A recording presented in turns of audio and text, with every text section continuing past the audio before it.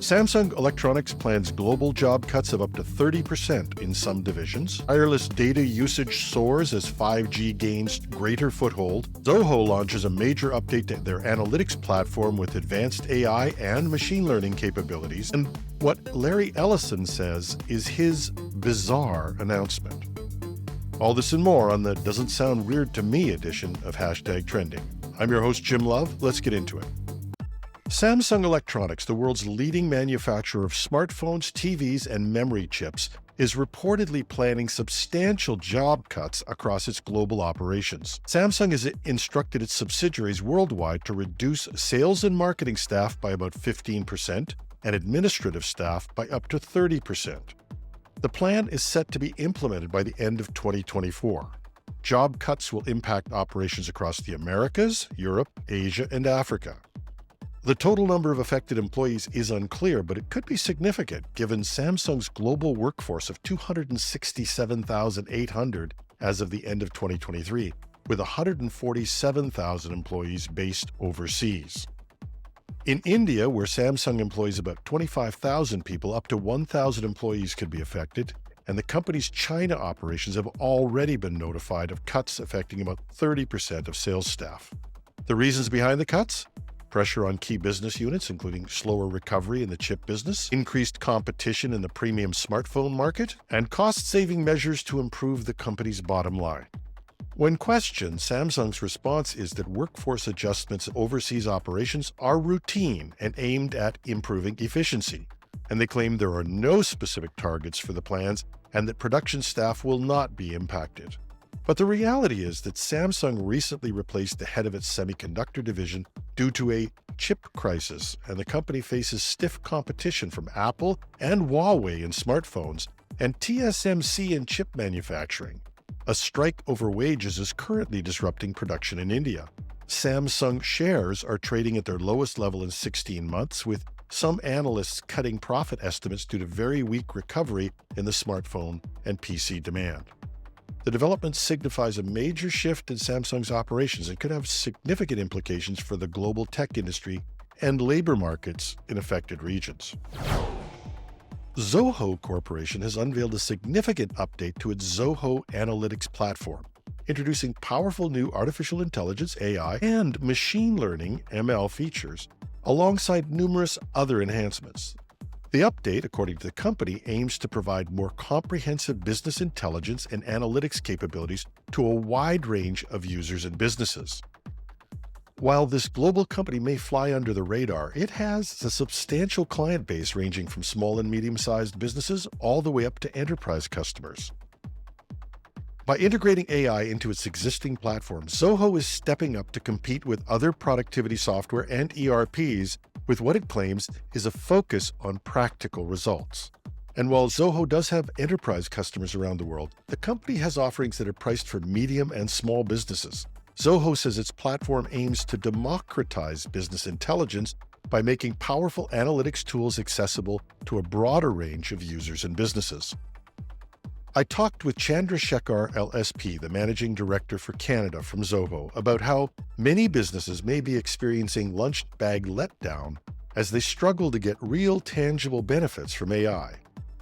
The Gen AI piece is something that we have been working internally for the last 10 to 12 years.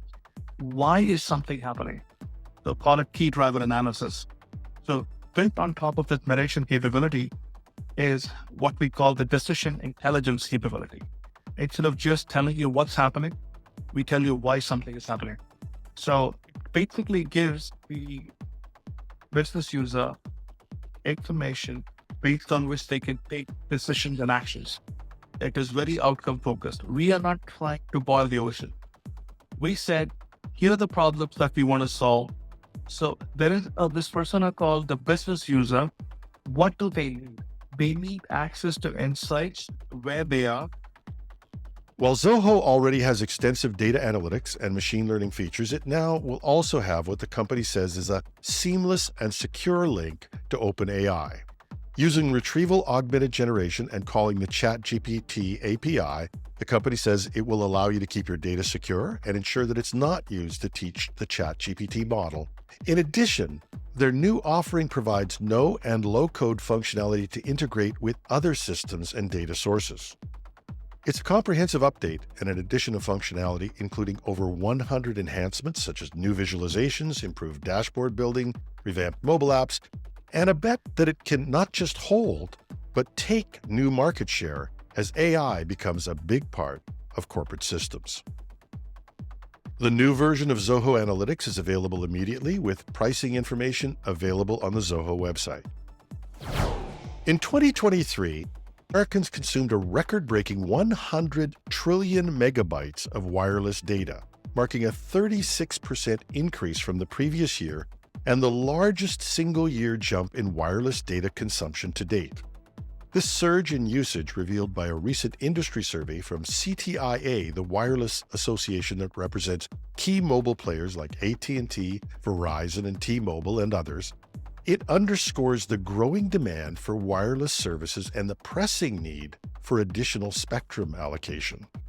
The surge is attributed to the growing adoption of 5G wireless devices and increased use in areas such as drones, self-driving vehicles, space missions, and precision agriculture. It's clearly a growth in data. In fact, voice call minutes slightly decreased from 2.5 trillion in 2022 to 2.4 trillion in 2023, and text message volume remained stable at about 2.1 trillion. The dramatic increase in data usage comes amid a legislative standoff over spectrum allocation.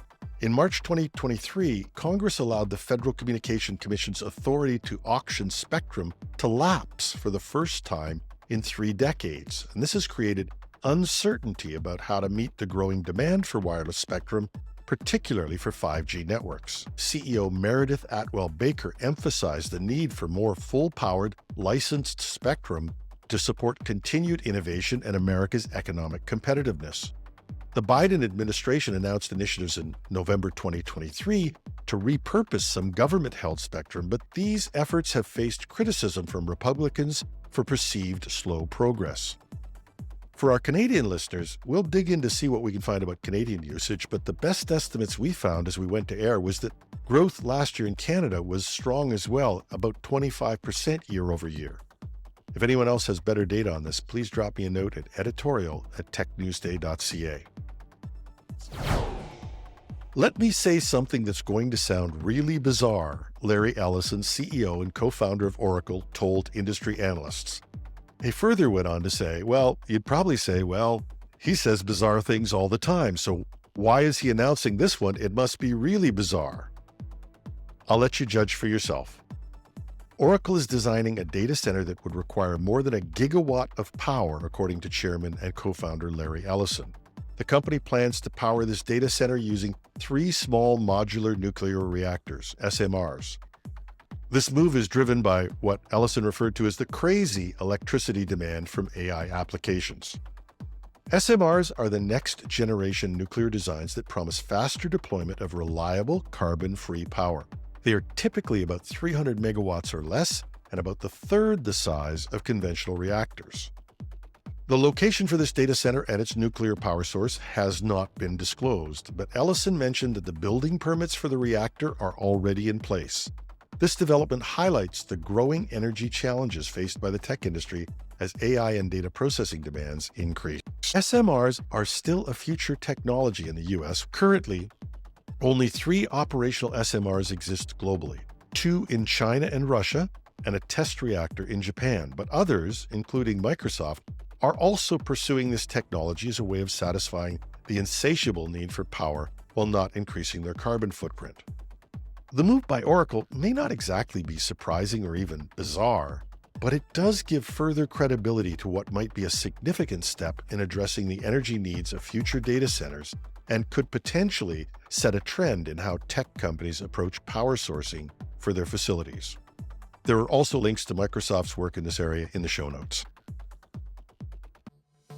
And that's our show for today. You can find the show notes at our news site, technewsday.com or .ca, take your pick. Thanks for listening. I'm your host, Jim Love. Have a thrilling Thursday.